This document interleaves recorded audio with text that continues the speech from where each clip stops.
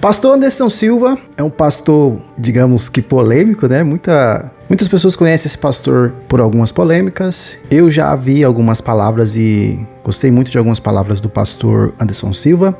Diz que é autista e eu quero reagir junto com vocês a um vídeo aqui sobre ele fazendo a primeira declaração, né? Que ele ele assumiu, né? Ele teve um diagnóstico de autismo. Então ele é pastor, ele é autista. E eu acho pertinente a gente reagir a isso e abordar também sobre esse tema. Eu não sou nenhum especialista nesse tema específico, tá? Tô só separando o vídeo aqui, galera.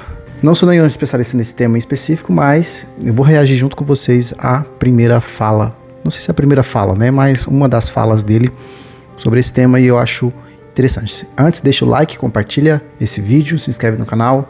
Tamo junto e vamos que vamos.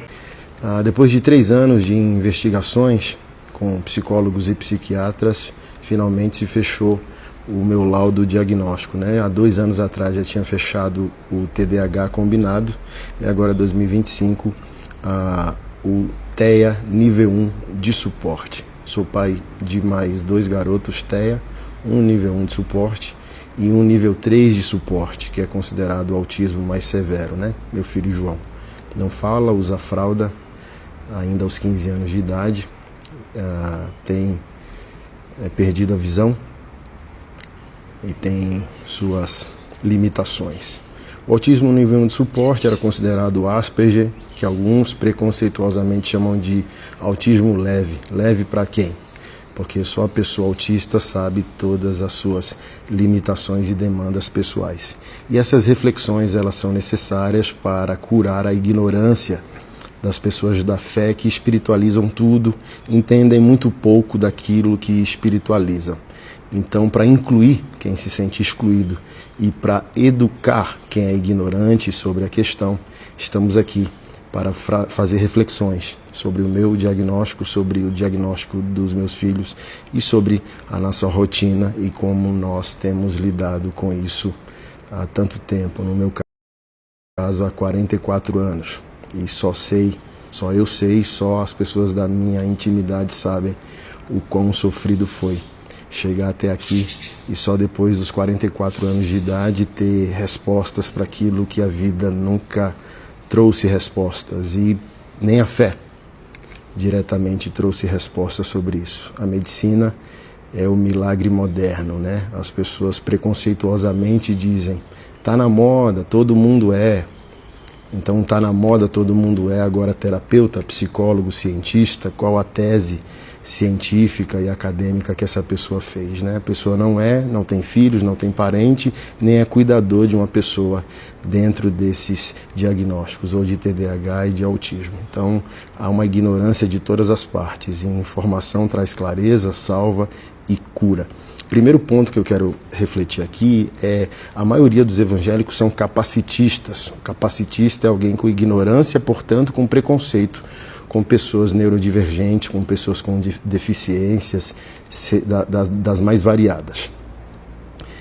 Porque o evangélico, ele é um religioso que ele não tem fé em Deus para a comunidade, ele tem fé em Deus para si mesmo. Ele é um consumidor de produtos espirituais.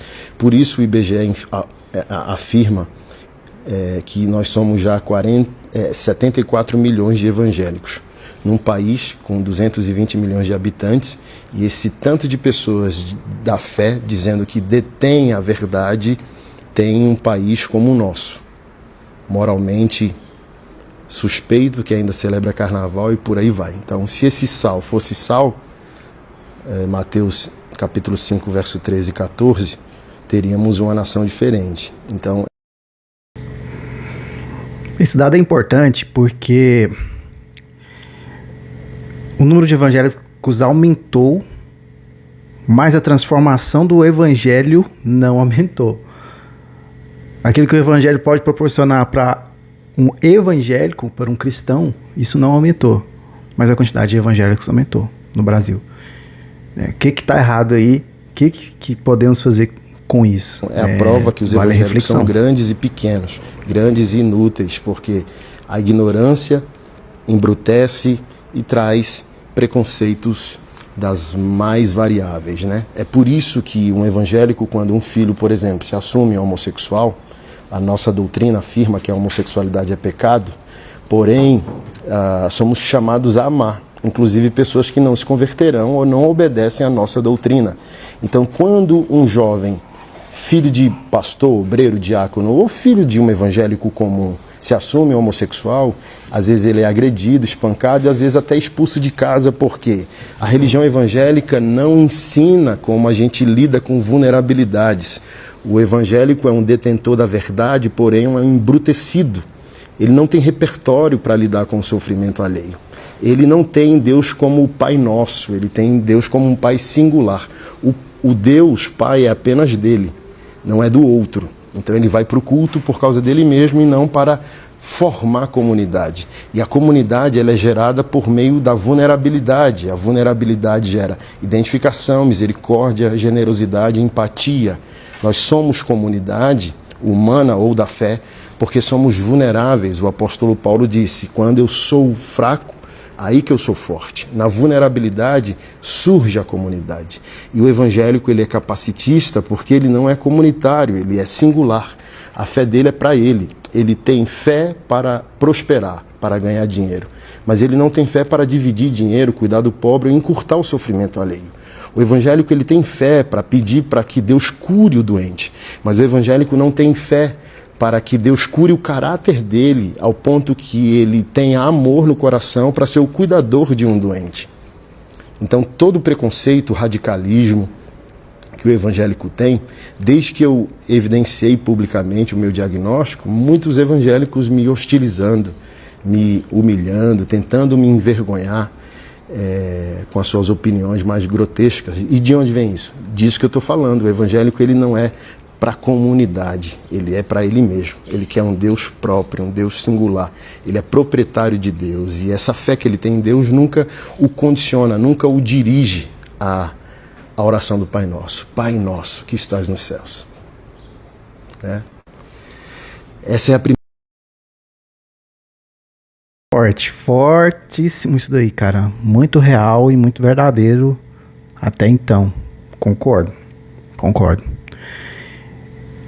plenamente. O evangélico não está pronto para lidar com a maior das diversidades. Primeira reflexão, triste reflexão que nós precisamos fazer.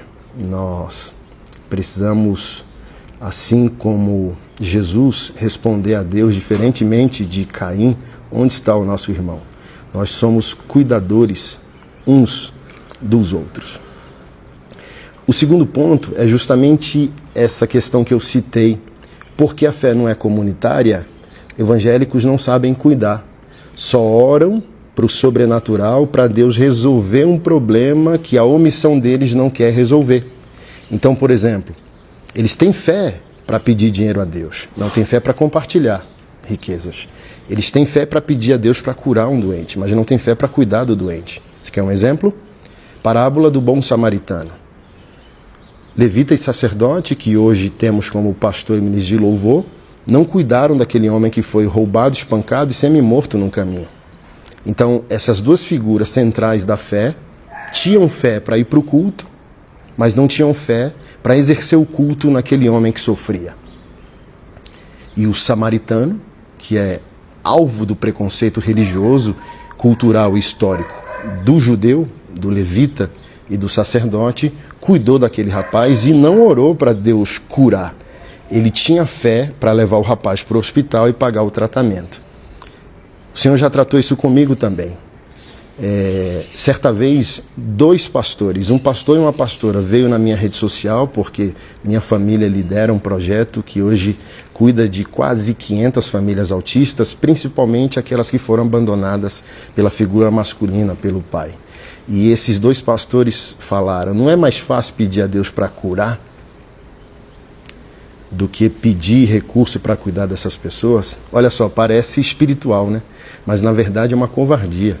A pessoa quer que Deus cure ou Deus faça um milagre na vida do outro porque sabe que não tem caráter cristão para cuidar do outro se Deus não curar.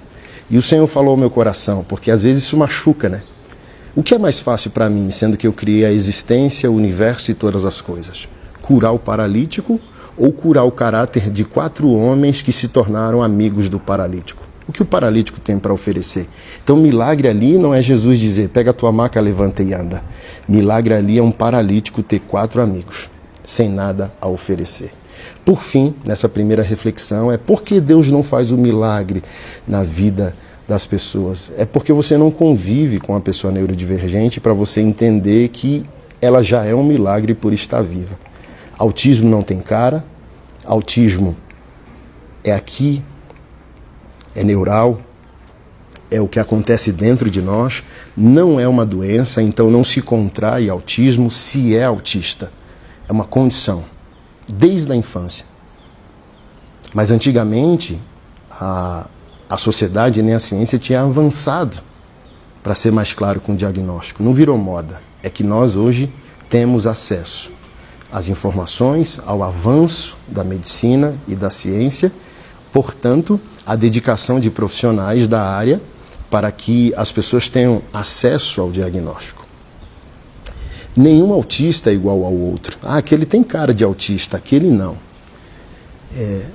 Autismo não tem cara. Autismo, como eu disse, é uma condição, é uma maneira singular de perceber a vida. TEA é a sigla que define o autismo, transtorno do espectro autista. Espectro é uma variação de várias possibilidades. Nenhum autista é semelhante ao outro. Cada autista ele é singular em suas limitações e em suas possibilidades e capacidades. Nenhum se assemelha ao outro, em nada. Cada autista é diferente um do outro. Um tem restrição alimentar, o meu João não tem. O outro tem uma profunda incapacidade de relacionamento. O outro rejeita afeto, o outro já dá afeto. O outro sorri, o outro não. O outro anda na ponta dos pés, o outro não. Existem coisas fundamentais no TEA, mas a maioria das singularidades de um autista não são semelhantes ao outro.